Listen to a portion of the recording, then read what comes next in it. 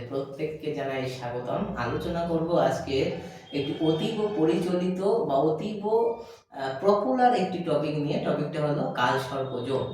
এই কালসর্প যোগকে অনেক সময় কালসর্প দোষও বলা হয়।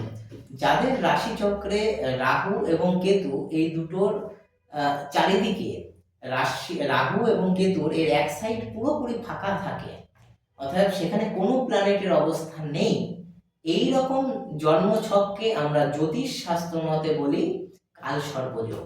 এই কালসর্পযোগ আপনার জীবনের বা আপনার জাতক বা জাতিকার যদি রাশিচক্রে থেকে থাকে, তাহলে সেটা কি শুধুই ক্ষতি করে, না এর পজিটিভ কিছু আছে?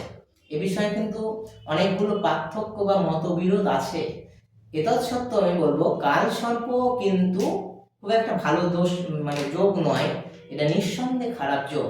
এবং এই যোগ যার আছে তার কিন্তু গুপ্ত শত্রুর জায়গা প্রচন্ড ইনক্রিজ হবে, বন্ধুদের মধ্যেই গুপ্ত শত্রু তৈরি হয়ে যাবে এবং এই বন্ধুদের দ্বারাই কিন্তু এদের ক্ষতি হওয়ার পূর্ণ সম্ভাবনা দেখা যাবে।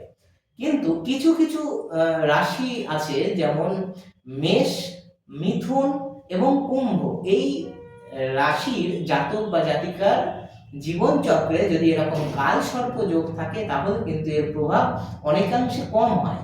কেন কম হয়?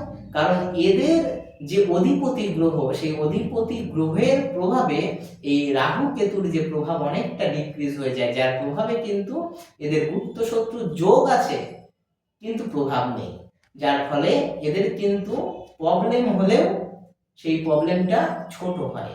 সুতরাং কালসর্প যোগ নিয়ে এই তিন রাশি সর্বদা অহেতুক দুশ্চিন্তা করার মতন কোনো কারণ নেই। আর বাকিদের ক্ষেত্রে বলবো, কালসর্প যোগ আসলে যদি আপনার রাশিচক্রে কালসর্প দোষ থাকে, তাহলে সেটা কিন্তু সম্পূর্ণভাবে নিরাময় করারও প্রথা সনাতন শাস্ত্রে আছে। আপনারা সনাতন শাস্ত্রানুযায়ী এই কালসর্প দোষ এটিকে খণ্ডন করার প্রক্রিয়া বা বিধি আপনারা করতে পারেন, যার প্রভাবে আপনাদের জীবনে গুপ্ত শত্রুর যে প্রভাব সেটা সম্পূর্ণভাবে লেস হয়ে যাবে। সুতরাং আপনারা ভালো থাকবেন, আশা করি সমস্ত দিকে উন্নতি হবে, আপনাদের জীবনে অনেক সুযোগ আসুক, আপনারা অনেক ফাইন্যান্সিয়ালি স্টেবল হন এবং আপনারা অনেক অনেক ভালো থাকবেন। নমস্কার।